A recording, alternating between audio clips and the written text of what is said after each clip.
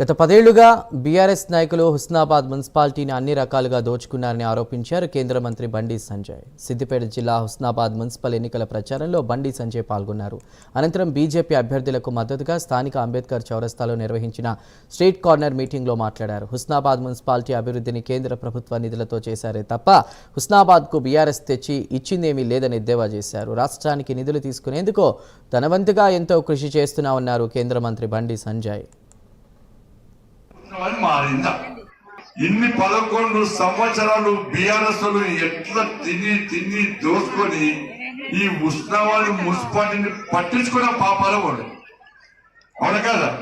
ఒక్క పైసా 11 సంవత్సరాలు బీఆర్ఎస్ ఒక్క పైసా ఇవ్వదు మున్సిపాలిటీ. ఈ ఉన్న అక్కడక్కడ వేస్తున్న రోడ్లన్నీ కూడా నరేంద్ర మోడీ గారి ప్రభుత్వం ఇచ్చిన పైసలు తప్ప ఇలా ఈ బీఆర్ఎస్ పార్టీ ప్రభుత్వం ఒక్క పైసా ఇవ్వలే. నేను అంతకుముందు పోయి ఇలా రేవంత్ రెడ్డి సార్ ఏమన్నా తెలుసా, నాకు కోసుకొని వండుక తిన్నా నాకు ఒక్క పైసా లేదంటున్నాడు. నన్ను కోసుకొని వండుక తిన్నా ఒక్క పైసా లేదంటే మరి మీ పైసలు కూడా ఇవ్వాలి.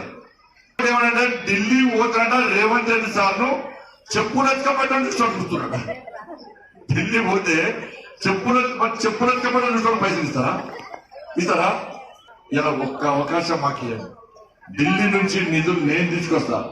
ఇక్కడ మాట ఇచ్చిన ప్రకారం పక్కా తీసుకొస్తా. కాబట్టి ఈ ఎన్నికలు 11వ తారీఖు వస్తున్నాయి కాబట్టి మీరు మా వాళ్ళందరినీ ఓటేసి గెలిపించారు. వీళ్ళందరూ ధనవంతులు.